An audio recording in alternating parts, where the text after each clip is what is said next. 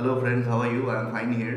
Today we are going to discuss about advanced vocabulary. Okay, আমরা কিছু advance vocab নিয়ে আলোচনা করব আজকে, যেটা আমাদের স্পিচকে অনেক বেশি পরিমাণে ইমপ্রেসিভ অ্যাট্রাকটিভ করে তুলতে পারে। এবং আজকে আমি 5টা শব্দ আর 5টা শব্দগুচ্ছ দেবো, যেগুলোকে আমরা যদি আমাদের রেগুলার কনভারসেশনের মধ্যে ইউজ করি তাহলে আমার speech is going to be very much attractive. Okay, তো সবার আগে আমি শব্দগুলো দিই, ওয়ার্ডসগুলো দিই। First word is jinxed, JINXED। Jinxed means অভিশপ্ত অর শাপগ্রস্ত। মানে আমি বলতে পারি যে I started feeling jinxed while entering into the house. বাড়িটার মধ্যে প্রবেশ করার সময় আমার একটা কেমন অভিশপ্ত বলে মনে হচ্ছিল, কেমন, অথবা আমার উপরে যদি কোনো ইভিল আই পড়ে, কারণ কেমন কোনো নজর পড়ে, সেটাকেও আমি জিংসড বলে বলতে পারি। ওকে, আমি এটা বলতে পারি যে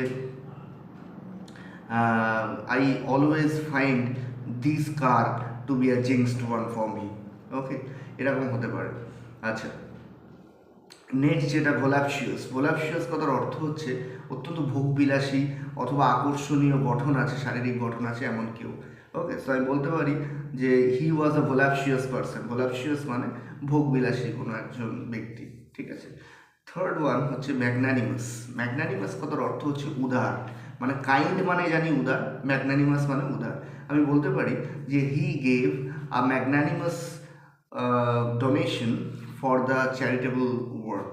ওকে, সো তিনি একটি উদার ভাবে একটি দান করেছিলেন আমাদের চ্যারিটেবল ওয়ার্কটার জন্য। ওকে, এটা বলা যেতে পারে। ফোর্থ হচ্ছে iffy, IFFY। Iffy means confused. আমি বলতে পারি যে I was very much iffy before taking the decision. Okay, আমি ভীষণ কনফিউজ ছিলাম এই সিদ্ধান্তটা নেওয়ার আগে।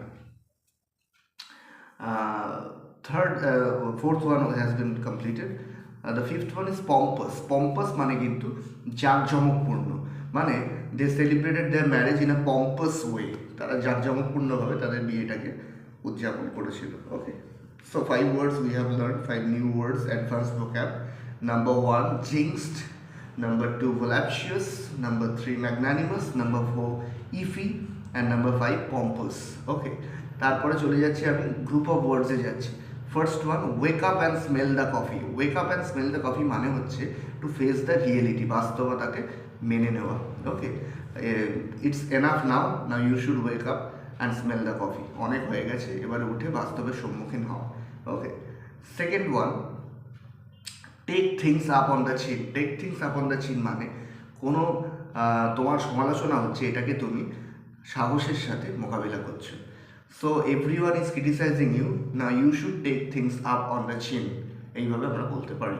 ওকে, third one, you be you and I be me. You be you and I be me মানে তুমি তোমার মতো থাকো, আমি আমার মতো থাকি। It's enough now between us, now you be me and you be you and I be me. এইভাবে আমি বলতে পারি। ওকে, fourth one is get a kick out of it. Get a kick out of it মানে কোনো কিছুতে আমি ভীষণ মজা পাচ্ছি। I always get a kick out of playing music. আমি মিউজিক প্লে করে ভীষণ পরিমাণ মজা পাই। Okay, this is the fourth one. Fifth one is agree to disagree. Agree to disagree মানে কারোর সাথে আমার তর্কাতর্কি হচ্ছে, কোনোভাবেই আমরা সামঞ্জস্যপূর্ণ কোনো একটা সম্মিলিত সিদ্ধান্তে আসতে পারছি না, তো সেটা বুঝেওছি আমি যে মিল হচ্ছে না, অথচ সম্পর্কটাও তার সাথে আমার খুব দামি, তো সেই কারণে আমি সেখানে ঝামেলাটা থামিয়ে দিলাম। তো এটা বলা যেতে পারে we can not come to a single conclusion. আমরা একটা সিঙ্গেল উপসংহার বা আলটিমেট এন্ডে আসতে পারছি না। That is Y I agree to disagree বলে আমি স্টপ করে দিতে পারি। অ্যাগ্রি টু ডিসঅ্যাগ্রি মানে অসম্মতিতে সম্মত হয়ে আমি বিষয়টা ছেড়ে দিলাম শুধুমাত্র সম্পর্কের খাতিরে। ওকে, এই সমস্ত ওয়ার্ড, এই সমস্ত গ্রুপ অফ ওয়ার্ডস আমি কমেন্ট বক্সে দিয়ে দিচ্ছি। You should have a glance at it and learn it.